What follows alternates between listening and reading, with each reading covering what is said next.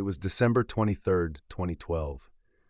A quiet little cul-de-sac in northwest Houston called Kelsey Meadows Court. Christmas lights were still up on most of the porches, blinking away like normal. Family was pulling into the driveway for an early holiday dinner, and that's when they walked inside and found something that would stay with them for the rest of their lives. In the master bedroom closet, they found Jim Melgar.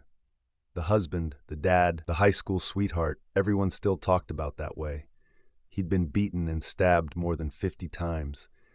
31 of those wounds were from a knife. His skull was crushed. His face was unrecognizable. Just a few feet away, in the bathroom closet, was his wife of 32 years.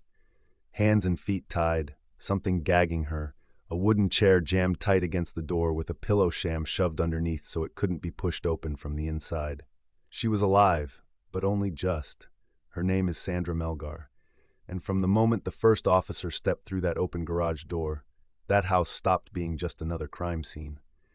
It turned into a question that, 13 years later, still hasn't been answered.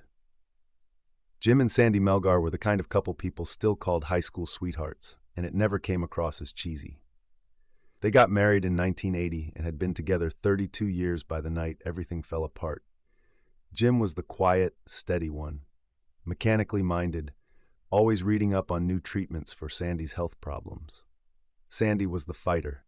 She had lupus that once paralyzed half her body, rheumatoid arthritis that made every step painful, 2 hip replacements, hypothyroidism, and grand mal seizures that could drop her without warning, leaving her unconscious with her limbs thrashing. She was petite, and some days she needed a cane just to walk.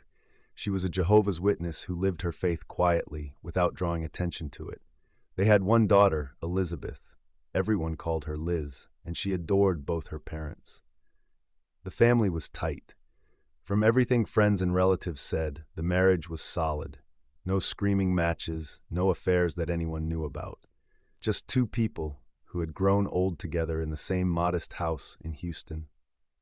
December 22nd, 2012, their 32nd wedding anniversary. Nothing fancy, just the 2 of them. They'd gone out for dinner earlier and stopped at CVS on the way home. Sandy later mentioned noticing a car that seemed to follow them for a bit before it turned off. She didn't think much of it at the time. They got home, ran a bath, and slipped into the jacuzzi together. Then the dogs out back started barking like crazy, loud and nonstop.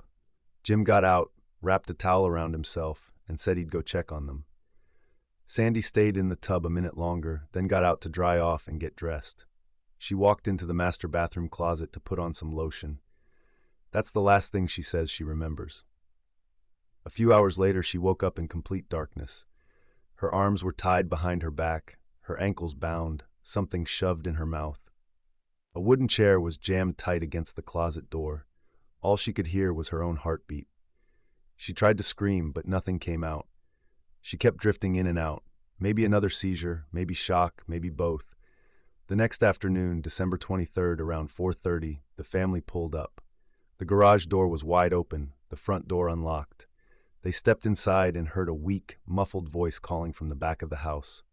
"Help, please." They found Sandy first, then they found Jim. Jim Melgar was in the walk-in closet off the master bedroom, nude, legs bound with telephone cord, a loose rope around his chest. He had been beaten so savagely his facial bones were shattered, his skull fractured in multiple places, then stabbed and cut 31 times.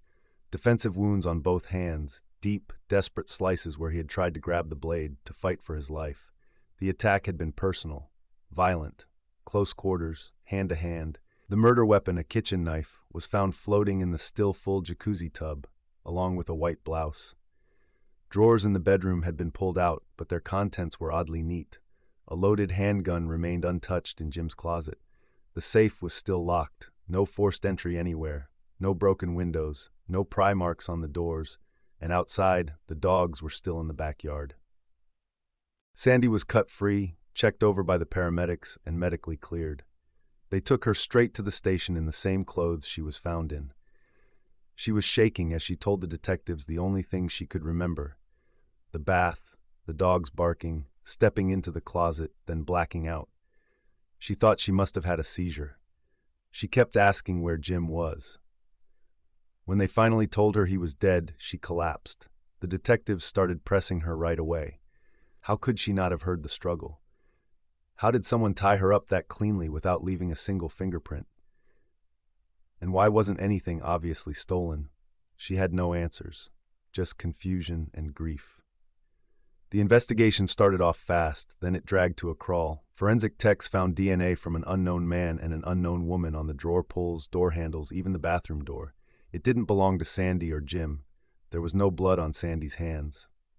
No broken nails, no defensive wounds on her body, no sign she'd cleaned herself up afterward.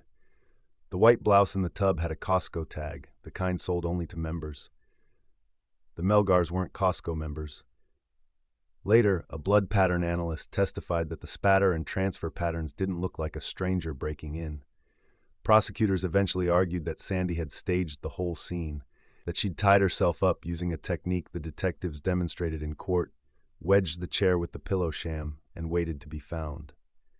But this is where the questions really start piling up. How does a woman with 2 hip replacements, rheumatoid arthritis, and a history of violent seizures overpower a healthy man in a hand-to-hand fight, inflict more than 50 wounds, clean herself up perfectly, stage an elaborate scene, and do it all without getting a single drop of her husband's blood on her skin or clothes? By the summer of 2014, 18 months after the murder, a grand jury indicted Sandy Melgar for killing her husband. The prosecution's theory was simple and ugly. Sandy was unhappy in the marriage. She wanted out, but as a Jehovah's Witness, she was terrified of the social and spiritual consequences of divorce. So that night she seduced Jim, lured him into the closet like it was something intimate, and then attacked him in a rage. After that, she staged a fake home invasion, tied herself up, and waited for her family to find her. No witnesses ever testified that the marriage was in trouble. There was no financial motive, no affair. The state basically said her only motive was that she was done with the marriage and couldn't leave the faith. The defense, Max Seacrest and his team, pushed back hard. This was physically impossible. A frail, sick woman could not have done this. There was unknown DNA. The state claimed some valuables weren't missing when they actually were. Sandy had been medically cleared and showed no signs of having carried out a long, brutal attack. And don't forget the car that may have followed them earlier that evening. The jury deliberated for 8 hours over 2 days. On August 23, 2017, they came back with a guilty verdict. Sandy screamed when the judge read the words. She nearly collapsed. She was sentenced to 27 years in prison. From behind bars, Sandy has never changed her story. "I loved my husband," she said. "I still love my husband. I did not do this." Her daughter Liz has never stopped fighting for her. "I tried to look at the evidence without any bias," she told reporters. "In the end, it wasn't my mother." Amateur investigators got involved too, podcaster Bob Ruff and thousands of his listeners. They dug through the case files, spotted the Costco tag on the blouse, and started asking questions. Could someone have slipped in through the back door when Jim went out to check on the dogs? And why was that unknown DNA never run through CODIS? High-profile innocence attorney Kathleen Zellner joined the fight. The Innocence Project of Texas took on the case. In December 2024, they offered a $100,000 reward for any information that could lead to the real killer. Appeals have been denied. Sandy is still in a Texas prison. Her health is failing now, and she's in her late 60s. 13 years later, the house on Kelsey Meadows Court is still standing. The dogs are long gone. The Christmas lights have gone up and come down again and again. Jim Melgar is still dead, murdered. Sandra Melgar is still convicted. And the question that just won't go away is still sitting there. If Sandy didn't do it, who tied her up so tight she couldn't move? Whose DNA was on those drawer pulls? Why leave a loaded gun untouched and only take some of the valuables? And how does a woman who could barely walk some days commit a crime that took that much strength and rage and planning, then stage the whole scene so carefully, only for the jury to buy it? Or did the state get it right? And the hardest truth is that the person who loved Jim most is the one who